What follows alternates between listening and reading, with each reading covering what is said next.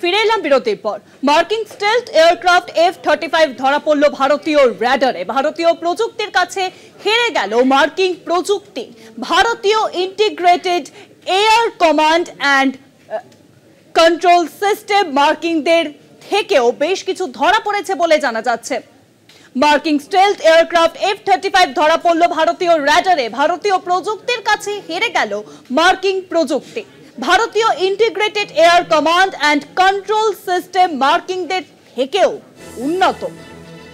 F-35 এর stealth feature নিয়ে প্রশ্ন উঠছে। আর বিষয়ে আরো জানাবেন নিউজরুমে এখন সঙ্গে রয়েছেন আমাদের প্রতিনিধি দুর্গাদাস বন্দ্যোপাধ্যায়। দুর্গাদা, দেখো, এতদিন ধরে সারা পৃথিবী জুড়ে এই F-35 সিরিজের যে কটি ফাইটার আছে এগুলো সবই স্টেলথ ক্যারেক্টারের, এবং F-35, F-35A, F-35B এদেরকে নিয়ে সারা পৃথিবী জুড়ে মানুষের মধ্যে একটা উৎসাহ উদ্দীপনা আছে।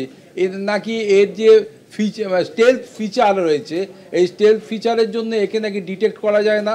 পৃথিবীর এরকম কোনো দেশ নেই যে দেশের র্যাডার বা উন্নত প্রযুক্তি এর যে র্যাডার ক্রস সেকশন সেটাকে জ্যাম করতে পারে, আর সেটাকে আইডেন্টিফাই করতে পারে বা একে ডিটেক্ট করতে পারে। এর কোনোটাই নাকি করা যায় না।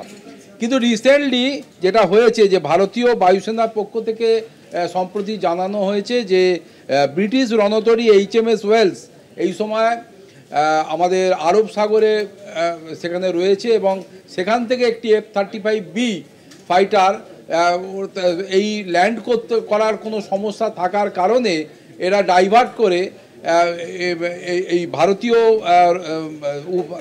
উপকূলের দিকে চলে আসে, এবং সেখানে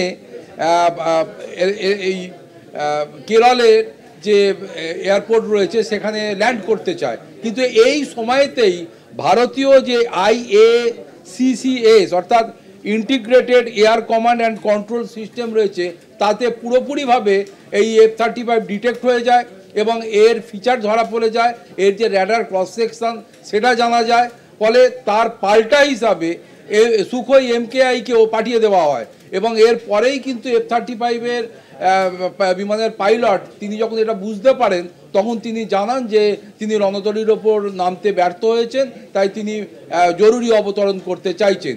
ফলে এই বিষয়টা যখন সামনে চলে আসে পৃথিবী জুড়ে এই যে ব্রিটিশদের এবং আমেরিকানদের কাছে এই যে গর্বের স্টেলথ F-35 এইটাকে যে আইডেন্টিফাই করা যায় এটা তারা বুঝে উঠতে পারছে না। ভারতীয় প্রযুক্তির কাছে কোনোভাবে হয়তো F-35 ফেলিওর হয়ে গেল এটা কিন্তু মনে করছে বিশেষজ্ঞ মহল। তার কারণ এর যে র্যাডার ক্রস সেকশন, এর যে স্টেলথি ফিচার, এর যে আর্মস অ্যান্ড অ্যামুনেশন থেকে শুরু করে এর যে সমস্ত অস্ত্রশস্ত্র সজ্জিত থাকে সেগুলো সবই কিন্তু ইনবিল্ট থাকে। বাইরে থেকে যেহেতু এগুলোকে দেখা যায় না তাই ডিটেক্টও করা যায় না।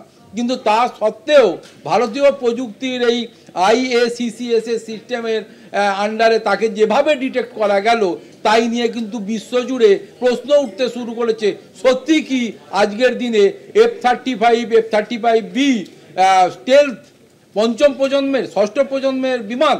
এটা নিয়ে কিন্তু প্রশ্ন উঠছে। অনেক ধন্যবাদ দুর্গাদা। নিউজরুমের সঙ্গে ছিলেন আমাদের প্রতিনিধি দুর্গাদাস বন্দ্যোপাধ্যায়। ভারতীয় প্রযুক্তির কাছে হেরে গেল মার্কিন প্রযুক্তি। মার্কিন স্টেলথ এয়ারক্রাফট F-35 ধরা পড়ল ভারতীয় র্যাডারে। ভারতীয় প্রযুক্তির কাছে হেরে গেল মার্কিন প্রযুক্তি।